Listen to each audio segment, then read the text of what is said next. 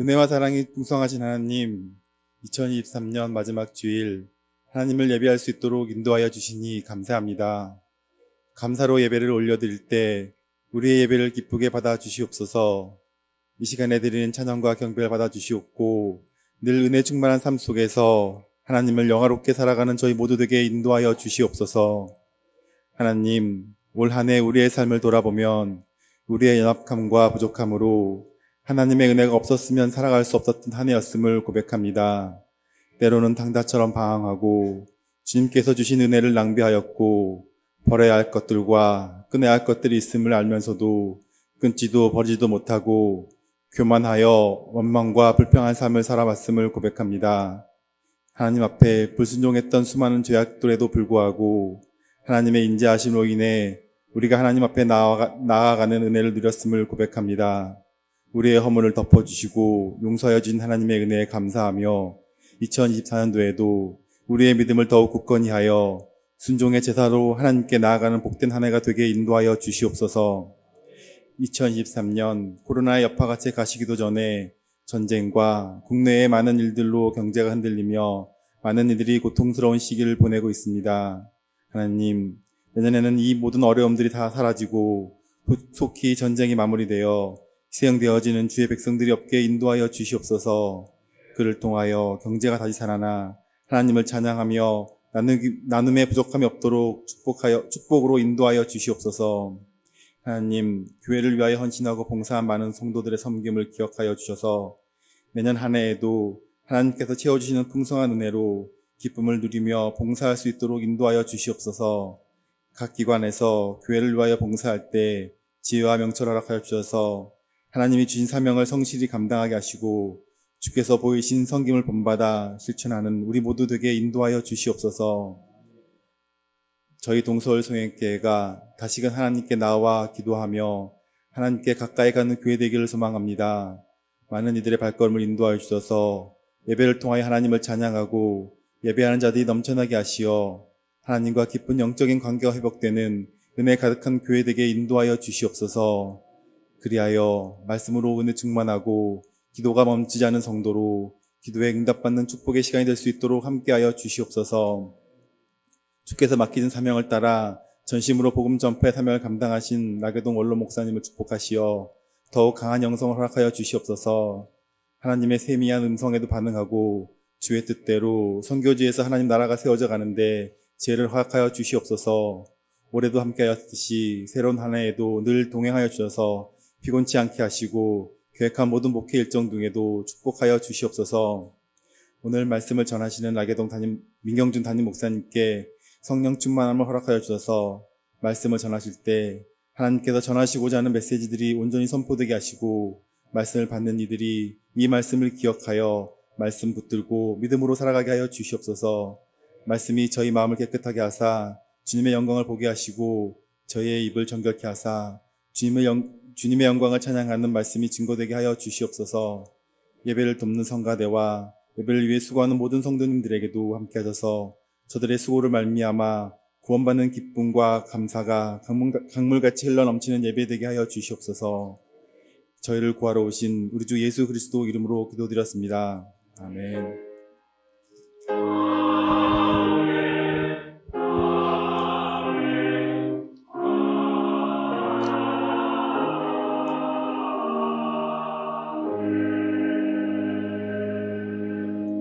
성경 봉독이 있겠습니다.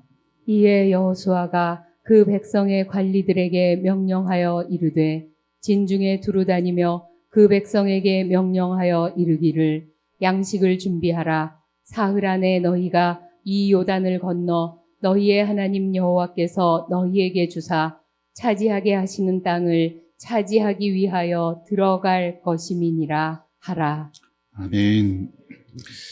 2023년 마지막 주일 아침 본문의 말씀을 가지고 점령이 아닌 순종이라는 제목의 말씀을 함께 나누도록 하겠습니다. 우리는 지난 시간 믿음과 순종 그리고 은혜와 책임의 관계에 대해서 살펴보았습니다. 이 가나안이라는 땅은 하나님의 약속과 그 약속에 대한 하나님의 성취하심으로 은혜로 얻어지는 땅입니다. 그런데 은혜로 가나안을 얻은 자들에게는 책임과 순종이 요구된다는 것입니다. 나의 종 모세가 내게 명령한 그 율법을 다 지켜 행하라. 무슨 이야기입니까? 순종하라는 이야기입니다. 그리하면 형통할 것이고 또 내 길이 평탄하게 될 것이라. 이렇게 하나님은 말씀하고 계십니다. 결국 가나안이라는 곳은 은혜와 약속으로 이미 주어진 땅이지만 그 땅을 얻는 길에는 반드시 성도의 순종이, 은혜 입은 자의 책임이 요구된다는 것을 성경은 가르치고 있는 것입니다. 이것이 우리가 지난주에 살펴본 말씀의 내용입니다. 그리고 오늘 우리가 본문을 통해서 먼저 생각해 보려는 것은 순종이 갖는 중요함에 관한 것입니다. 왜 우리가 순종을 해야 하는가? 값없이 은혜로 하나님 앞에 서 있는 우리가 왜 열심으로 순종하는 일이 중요한가? 그 중요함을 오늘 말씀을 통해서 먼저 생각해 보려고 합니다. 우리 10절 말씀을 다시 한번 보겠습니다. 이에 여호수아가 그 백성의 관리들에게 명령하여 이르되 아멘. 너희 발로 밟는 모든 땅을 하나님은 이스라엘 가운데 주실 것이라고 말씀하십니다. 그리고 이 말씀을 듣게 된 여호수아가 가장 먼저 한 일은 백성의 관리들을 부르는 일인 거예요. 그런데 이 백성의 관리들을 부르는 이유가 뭡니까? 이들로부터 충고를 듣거나 이들로부터 어떤 조언을 듣기 위해 부르지 않습니다. 이들을 향해서 명령하기 위해 부르고 있다고 말씀하고 있습니다. 동일한 의미를 가지고 있는 말씀인데요. 우리 갈라디아서 1장 16절과 17절을 또 한번 보겠습니다. 그의 아들을 이방에 전하기 위하여 그를 내 속에 나타내시기를 기뻐하셨을 때에 내가 곧 혈육과 의논하지 아니하고 또 나보다 먼저 사도된 자들을 만나려고 예루살렘으로 가지 아니하고 아라비아로 갔다가 다시 다메섹으로 돌아갔노라. 아멘. 이방인을 위한 사도로 하나님은 바울을 부르십니다. 이방을 향해서 복음을 전하는 사명을 명령으로 주고 계시죠. 그런데 이와 같이 하나님의 명령을 받고 여러분 바울은 혈육과 의논하지를 않습니다. 그죠? 먼저 사도된 자들을 찾아 어떻게 사도의 일을 감당하면 좋습니까? 사람에게 조언을 구하지 않습니다. 앞서 그 길을 가고 있는 경험 있는 자들의 경륜을 경청하지 않습니다. 어디로 갑니까? 아라비아로 갔다고 말씀하고 있어요. 광야를 향했다고 말씀하고 있습니다. 여러분 광야라는 말은 히브리어로 미트다바르라는 단어입니다. 어디로부터라는 뜻을 가진 전치사 미트라는 단어와 이 말씀이라는 뜻을 가지고 있는 이 다바르라는 두 단어가 합쳐져서 이 광야라는 뜻을 갖습니다. 그러니까 광야는 어떤 곳입니까? 하나님의 말씀이 있는 곳이에요. 광야를 가는 것은 거기에서 그 어떤 사람이 있고 그 사람의 훌륭한 경험, 그들이 가지고 있는 그 어떤 지혜, 그 경륜을 듣기 위해, 조언을 듣기 위해 가는 곳이 광야가 아니라 오직 하나님만이 계시는 곳, 사람은 있을 수 없는 곳, 하나님의 말씀만이 있는 이 광야를 향해서 바울은 사명을 받고 명령을 받고 이 광야를 향해 첫 발을 내딛고 있는 것입니다. 이처럼 바울은 그 어떤 사람의 충고와 조언의 귀를 기울이지 않고 오직 하나님의 말씀만 듣는 거예요. 하나님의 말씀만. 하나님이 나에게 무엇을 말씀하실까? 내 눈앞에 수많은 사람들이 보이잖아요. 그죠? 나보다 앞서 이 길을 간 사람들이 내 앞에 있잖아요. 어떻게 가면 좋습니까? 어떻게 하면 이 일을 잘할 수 있겠습니까? 여러분, 우리가 갖는 생각들 아닙니까? 사람의 조언을 구하고 사람을 찾는 거예요.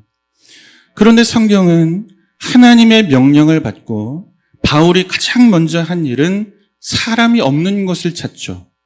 오직 하나님만 계시고 그분의 말씀이 있는 곳, 그 말씀에 내 마음을 전심으로 모아 무엇을 내게 말씀하시는가?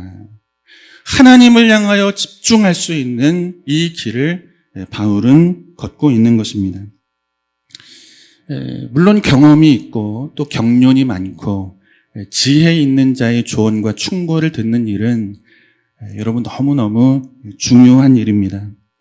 그러나 하나님의 말씀이 말씀으로 선명하게 우리에게 들려질 때가 있잖아요.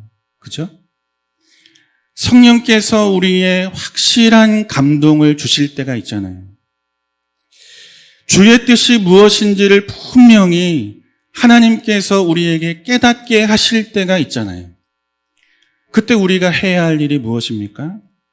혈육을 찾거나 예루살렘에 올라 우리보다 앞선 인생을 살았던 경험이 있는 자들을 찾거나 누군가를 불러서 조언을 듣거나 이 길이 아니고 우리를 부르신 분, 그 분명하고 확실한 말씀 앞에 지체 없이 순종하는 것이 성도에게 가장 중요한 것임을 성경은 우리에게 말씀하고 있는 것입니다. 여러분, 이것이 너무너무 중요합니다. 그것은 우리의 인생이 갖추어야 할 인생의 의미를 이것으로 채울 수 있기 때문에 그렇습니다.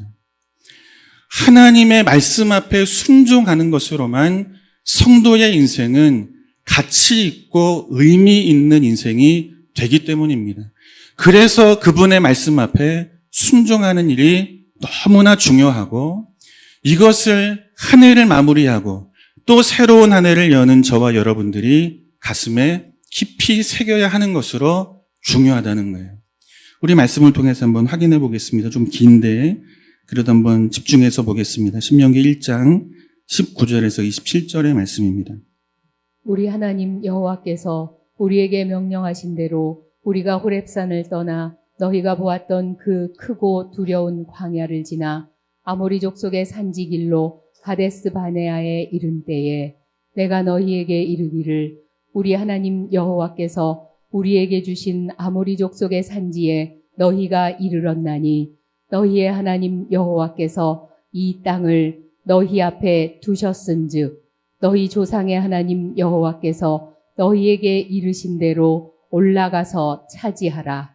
두려워하지 말라. 주저하지 말라. 한즉 너희가 다 내 앞으로 나아와 말하기를 우리가 사람을 우리보다 먼저 보내어 우리를 위하여 그 땅을 정탐하고 어느 길로 올라가야 할 것과 어느 성읍으로 들어가야 할 것을 우리에게 알리게 하자 하기에 내가 그 말을 좋게 여겨 너희 중 각 지파에서 한 사람씩 12를 택하매 그들이 돌이켜 산지에 올라 에스골 골짜기에 이르러 그곳을 정탐하고 그 땅의 열매를 손에 가지고 우리에게로 돌아와서 우리에게 말하여 이르되 우리의 하나님 여호와께서 우리에게 주시는 땅이 좋더라 하였느니라. 그러나 너희가 올라가기를 원하지 아니하고 너희의 하나님 여호와의 명령을 거역하여 장막 중에서 원망하여 이르기를 여호와께서 우리를 미워하심으로 아모리 족속의 손에 넘겨 멸하시려고 우리를 애굽 땅에서 인도하여 내셨도다. 아멘. 이스라엘에게 주시는 하나님의 명령은 너무나도 선명하고 분명합니다. 올라가서 차지하라, 두려워하지 말고 주저하지 마라. 그 어떤 다른 내용으로 오해될 수 있는 말씀이 아니죠. 무엇인가 해석이 필요한 말씀도 아닌 거예요. 올라가서 차지하라. 하나님은 분명한 말씀을 당신의 백성들에게 던져주고 계시는 것입니다. 이제 남은 것은 이 말씀 앞에 순종하는 일이에요. 사람을 찾아서 이 말씀이 무슨 말씀이야? 이 말씀대로 가면 앞으로 어떤 일이 일어날까? 사람을 찾지 않아도 되는 너무나 분명하고 선명한 말씀을 주고 계시는 거죠. 이제 즉시 순종하면 되는 것입니다. 그런데 이스라엘 백성들이 모세 앞에 나와 말하죠. 알겠다는 거예요. 말씀하신 대로 가나안에 올라가겠다는 것입니다. 그런데 다만 우리 앞서 사람을 보내어 그 땅을 살폈으면 좋겠습니다. 이렇게 말하는 거예요. 그 땅이 어떤 땅인지, 어떤 땅으로 올라가면 더 쉽게 이 땅을 차지할 수 있을지, 어떤 성읍을 먼저 공략하면 이 가나안을 얻어내는 일에 더 쉽게 할 수 있는지, 이것을 먼저 알아보기 위해 사람을 우리 앞서 보내자라고 모세에게 조언하고 있는 거죠. 그런데 그 말을 들은 모세가 어떻게 말합니까? 내가 그들의 말을 좋게 여겼더라. 이렇게 말하고 있는 거예요. 하나님의 말씀은 분명한데 그 말씀 앞에 이제 순종하는 것만 남아있는데 이스라엘 백성들의 말을 듣고 그들의 조언을 내가 듣기에 좋았더라. 12명을 세우고 정탐꾼들을 가나안으로 보내고 있는 것입니다. 그리고 그 결과 하나님의 말씀 앞에 사람의 말을 둔 결과 짧으면 일주일, 길어봐야 2주면 갈 수 있는 이 애굽에서 벗어나 가나안을 향해 가는 길을 여러분 이스라엘은 몇 년 동안 갑니까? 40년 동안 가는 거예요. 하나님이 말씀하셨고 그 말씀은 선명하여 순종하기만 하면 되는데 그 말씀 앞에 사람의 말을 두는 거죠. 사람의 생각과 조언의 귀를 기울이는 거죠. 순종하는 것에 앞서 사람의 말을 듣게 되자 어떤 결과가 나타납니까? 인생이 허비되는 것입니다. 일주일이면 길어야 2주면 될 일을 40년이라는 시간을 허비하여 이들은 살아가고 있는 것입니다. 우린 여기에서 신자가 갖는 인생의 의미, 이것을 발견하게 되는 거예요. 결국 하나님 앞에 순종하는 자로 살아갈 때만 여러분 신자된 우리의 인생은 아껴지고 그 세월 속에 보람을 만들어낼 수 있고 그 보람이 우리의 인생을 가치 있는 인생으로 만들어내는 것입니다. 어디에서 시작됩니까? 순종에서 시작이 되는 것입니다. 우리 말씀을 한번 볼게요. 에베소서 5장 18절입니다. 술 취하지 말라. 이는 방탕한 것이니 오직 성령으로 충만함을 받으라. 아멘. 우리가 원로 목사님 통해서 굉장히 많이 살폈던 말씀입니다. 여러분 다 기억하시겠지만 여기서 말하는 이 술 취함이라는 말과 성령의 충만이라는 말은 한 가지의 공통점을 가지고 있습니다. 우리를 주장하는 것입니다. 우리는 술이 어떻게 우리를 주장하는지 여러분 지식으로만 알기를 바랍니다. 경험적으로 말고. 술이 우리를 어떻게 주장하는지 우리가 너무나 잘 알잖아요. 그죠? 처음엔 사람이 술을 먹습니다. 그리고 술이 술을 먹고 다음은 술이 사람을 먹습니다. 우리의 이성과 합리적인 판단력을 다 빼앗겨 버리는 거예요. 술이 우리의 인생을 주장하는 거죠. 술이 우리의 인생을 장악하고 우리의 인생을 가지고 노는 것입니다. 그렇다면 성령의 충만이라는 것은 무엇입니까? 성령께서 우리를 장악하시도록 나를 그분 앞에 내어드리는 것이 성령의 충만함이라는 거예요. 성령께서 우리의 인생 앞에 선한 것이 무엇이고 거룩한 것이 무엇이고 의로운 것이 무엇인지를 깨닫게 하실 때 성령의 일하심 앞에 우리의 생각을, 우리의 마음을, 우리의 모든 것을 다 내어드리는 것, 순종하여 살아가는 것. 여러분 이것이 성령의 충만이라는 것입니다. 성령께서 저와 여러분을 주장하시는 거죠. 그러니까 방탕한 삶이라는 것은 무엇을 말합니까? 이 사람 왜 도덕적으로 이렇게 살아? 윤리적으로 보니까 이 사람 참 못 쓸 사람이네. 그 삶이 더럽혀지고 또 병들고 타락한 삶을 성경은 방탕한 삶이라고 말하지 않아요. 성경이 방탕하다 할 때 그 방탕함은 하나님을 거절하는 것으로 살아가는 모든 삶을 방탕하다, 이렇게 말씀하고 있는 거예요. 예수를 믿음에도 불구하고 하나님의 말씀이 우리에게 주어져 있음에도 불구하고 그 말씀을 거절하여 우리가 살아간다면 우리 또한 예수를 믿으면서도 방탕한 길을 걷는 자가 될 수도 있다는 것을 말씀하고 있는 거죠. 여러분, 아무리 세상에서 성공한 삶이라고 사람들이 지켜 세워도 시간과 세월을 아끼고 또 아껴서 최선을 다해 그 시간을 살아 모든 사람들이 부러워할 만한 명예를 얻고 영광을 얻는다 해도 그 삶의 열매가 성령의 인도하심을 벗어나 사는 중에 맺어진 열매라면 여러분, 그 열매는, 그 삶은 그 자체로 패역하다, 방탕하다. 성경은 이렇게 가르치고 있는 거예요.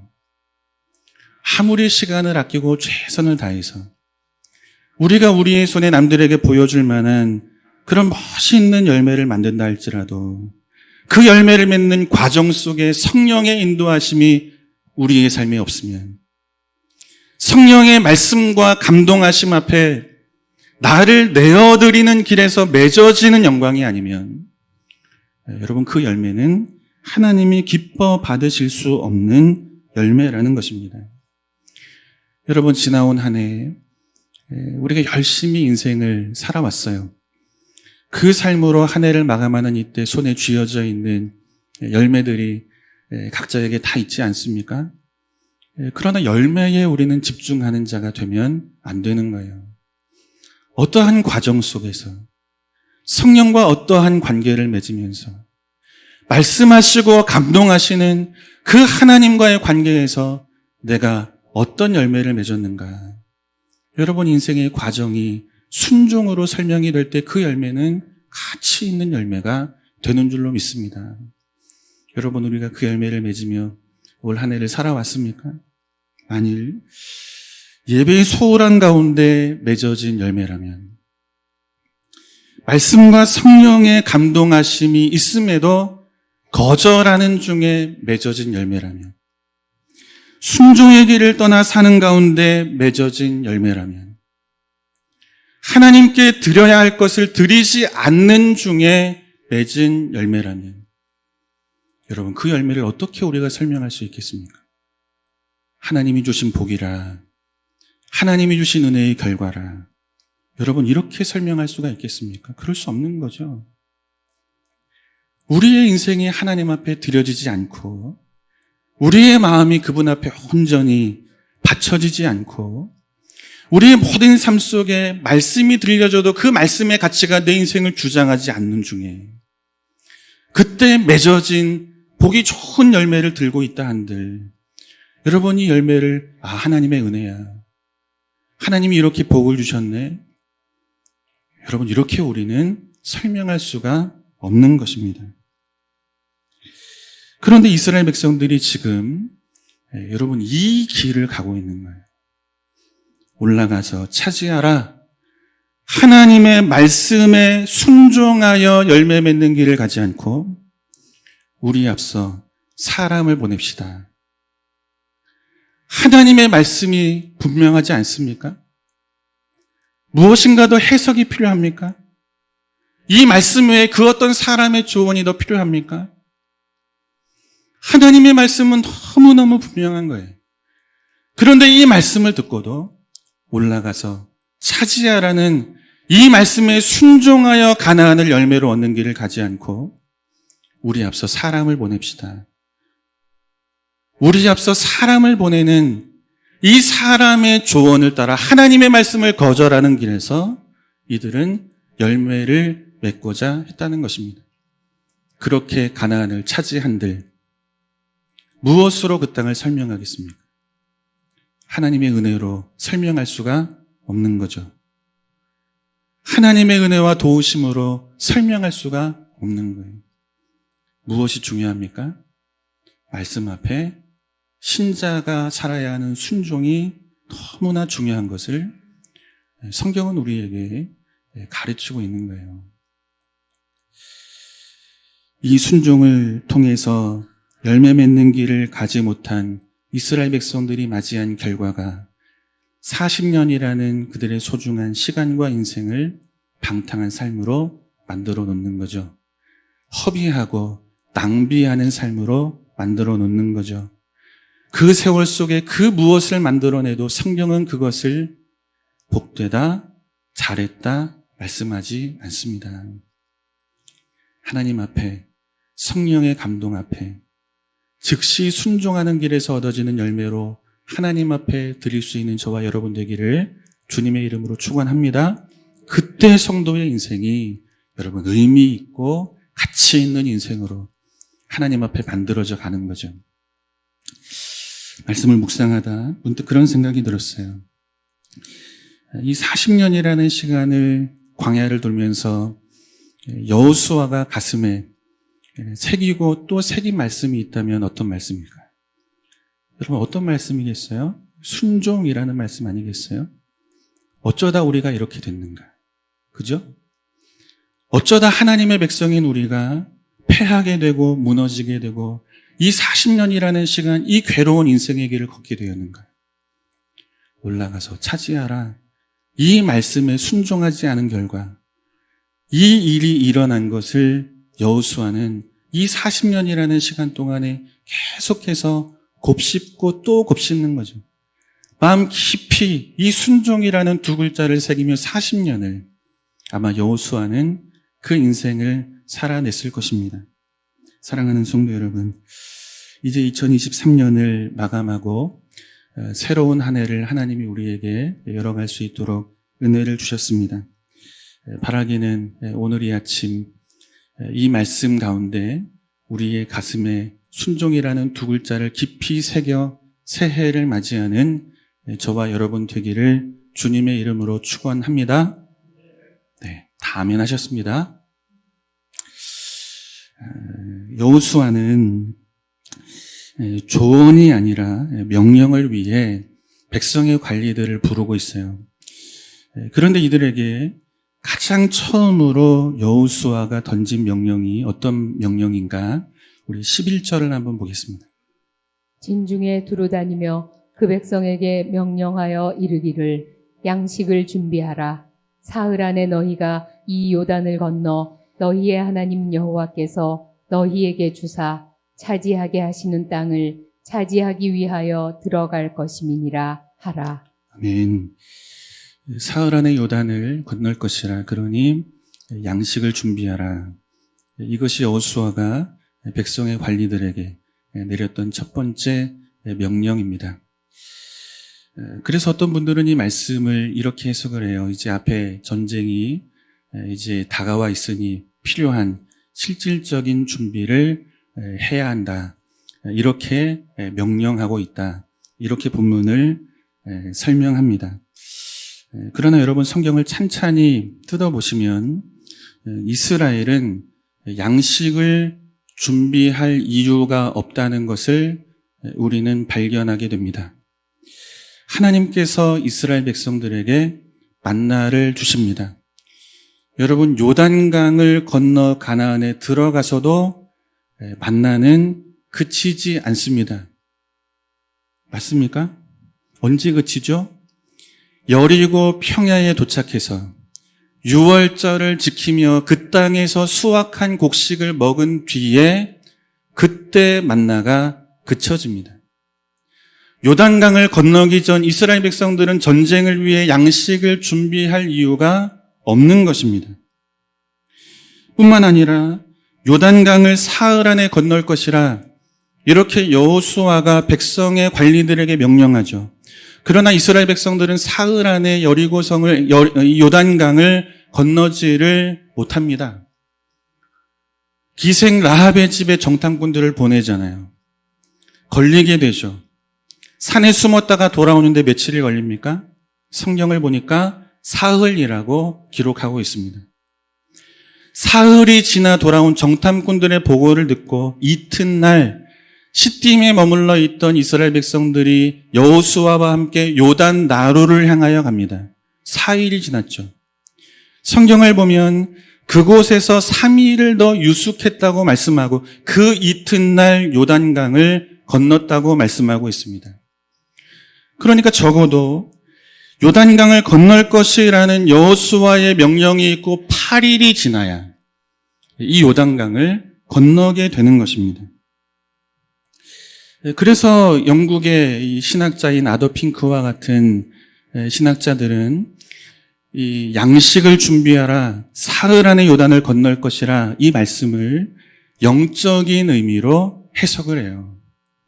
양식을 준비하라, 그러니까 양식을 막 모아야지, 이게 아니라는 거예요. 사흘 안에 요단을 건널 것이라, 반드시 사흘 안에 요단을 건널 것이다. 이렇게 되지가 않는다는 거예요.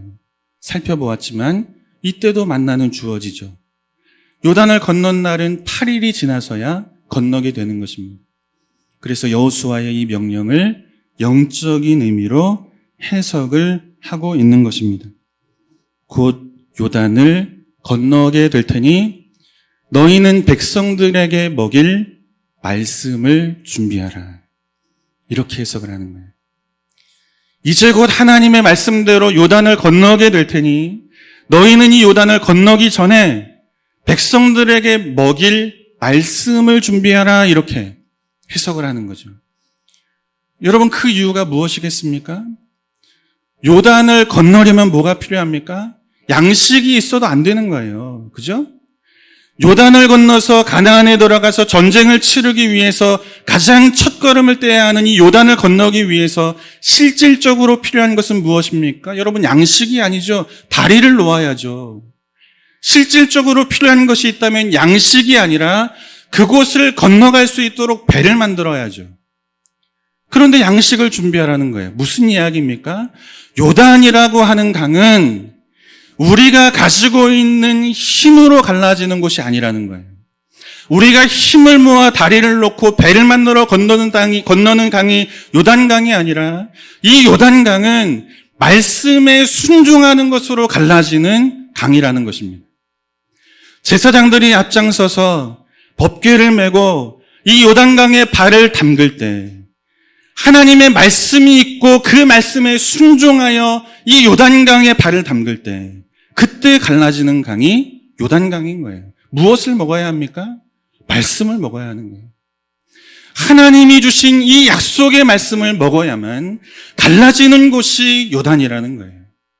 그 말씀을 먹고 말씀 앞에 즉시 순종하여 의심하지 않고 사람의 조언을 듣지 않고 우리의 방법, 사람의 경륜 속에 다리를 놓아야지, 배를 만들어야지, 이것이 아니라 말씀에 순종하는 것으로 갈라지는 곳이 요단강이라는 것입니다.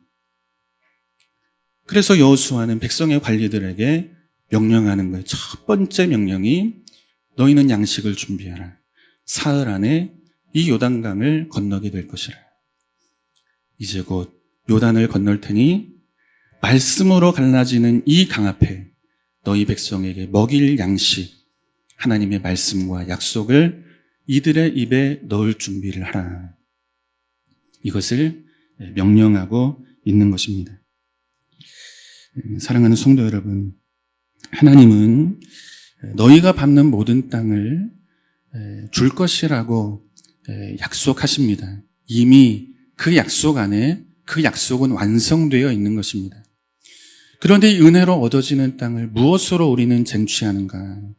순종으로 얻게 되고 갖게 되는 거예요. 힘쓰지 않고 노력하지 않아도 준다. 이렇게 말씀하지 않으시죠? 내가 너희에게 줄게, 밟는 땅 다 너희에게 줄 거야 말씀하시고, 그래, 게을러도 내가 줄게. 내가 너희에게 주기로 했으니까 너희가 이 말을 거절하고 이 말 앞에 하나님을 순종하지 않아도 그래, 내가 줄게. 하나님 이렇게 말씀하고 있지 않다는 것입니다. 무엇으로 얻습니까? 순종으로 얻어지는 곳이 가나안이라는 것입니다. 그래서 가나안은 힘으로 점령하는 것이 아니고 가나안은 순종으로 얻어지는 땅이라. 점령이 아닌 순종으로 갖게 되는 땅이 여러분 가나안인 줄 믿습니다. 이 길로 하나님이 저와 여러분을 부르고 계시는 거예요. 우리의 인생이 그 살아가는 인생의 내용 안에 적어야 할 것이 있다면 그것은 하나님의 말씀과 그 말씀 앞에 순종했던 내 삶을 적는 것. 여러분, 이것 말고 우리의 인생을 가치 있고 의미 있게 만들 수 있는 것은 없다. 성경은 이렇게 우리에게 가르치고 있는 것입니다. 여러분, 이제 말씀한 것을 보고 좀 정리하도록 하겠습니다. 여러분, 이 말씀을 우리가 붙잡고 한번 2024년도를 살아봤으면 좋겠어요. 우리 시편 119편 60절 말씀이에요. 주의 계명들을 지키기에 신속히 하고 지체하지 아니하였나이다. 아멘. 여러분, 우리 같이 한번 읽어볼까요? 같이 한번 읽겠습니다. 시작. 주의 계명들을 지키기에 신속히 하고 지체하지 아니하였나이다. 여러분, 이 말씀 가지고 2024년을 열기를 주님의 이름으로 축원합니다. 이 시편은 다윗이 기록한 시편이죠. 다윗이 하나님의 말씀 앞에 지체하지 않습니다. 그 계명들을 지키기 위해 신속히 살아갑니다. 그러자 하나님은 다윗을 내 마음에 맞는 사람이라, 합한 사람이라 인정하고 계시는 것입니다. 여러분, 2024년 우리의 마음에 순종이라는 두 글자를 깊이 새기고 하나님이 주신 약속의 땅 가나안을 얻을 뿐 아니라 하나님의 마음에 맞는 사람이라, 너는 내 마음에 참 합한 사람이라, 이와 같은 하나님의 놀라우신 은혜와 축복의 말씀을 들으며 2024년을 살아가는 저와 여러분 되기를 주님의 이름으로 축원합니다. 너희는 양식을 준비하라. 유단이 사람의 힘으로 또 사람이 가지고 있는 지혜로 갈라지는 강이 아니요 오직 여호와의 말씀에 순종하는 것으로 갈라지는 강이기에 여호와의 말씀, 그 말씀을 양식으로 잘 준비하라는 하나님의 말씀을 이 아침 우리가 듣습니다. 우리가 달려가는 남은 인생의 모든 날들이 하나님의 말씀에 순종하는 것으로 가나안을 차지하고 또 그 땅을 살아가는 그런 인생이 되기를 원합니다. 2024년 이 말씀이 우리의 삶에서 살아있는 말씀으로 우리가 확인하며 하루하루를 걷기 원합니다. 성령으로 충만하게 하시고 주의 말씀으로 더 선명하게 우리에게 말씀해 주셔서 더 큰 믿음 가운데 순종으로 이 길 걸어가도록 2024년 우리 모든 성인의 권속들 그 가정들을 축복하여 주옵소서. 귀한 예물 주 앞에 올립니다. 기도의 제목을 담습니다. 하나님께서 은혜로 응답하여 주시고 물질이 흘러가는 곳에 주의 놀라운 생명의 역사, 요단이 갈라지고 주가 승리하시는 그 놀라운 역사를 우리가 경험할 수 있도록 축복하여 주옵소서. 세우신 교회를 한 해 동안 지켜주신 것 감사합니다. 우리에게 맡겨주신 선교지를 잘 섬길 수 있게 하셔서 많은 영혼들을 주께로 이끌어낼 수 있도록 한 해를 지켜주신 것 감사합니다. 새로운 한 해를 주께 맡깁니다. 교회를 주장하여 주시고 선교지를 축복하여 주시고 그 일 앞에 앞장서는 원로 목사님과 우리 사모님을 주의 은혜와 능력으로 강건하게 붙잡아 주시고 함께 기도로 동역하며 주의 나라 세워갈 수 있도록 2024년을 축복하여 주시옵소서. 이제는 우리 구주 예수 그리스도의 은혜와 우리 아버지 하나님의 말로 다할 수 없는 그 풍성하신 사랑하심과 성령님의 교통하심과 인도하심이 순종으로 인생을 새겨야 하는 삶이 우리의 삶인 것을 깨닫고 이제 2024년 순종을 내용으로 하는 인생으로 주 앞에 올려드리기를 원하는 사랑하는 모든 성도들 머리 위에, 가정 위에, 자녀 위에, 기업 위에, 세우신 몸된 교회와 필리핀 선교지 위에 이제로부터 영원토록 함께 있을지어다. 아멘.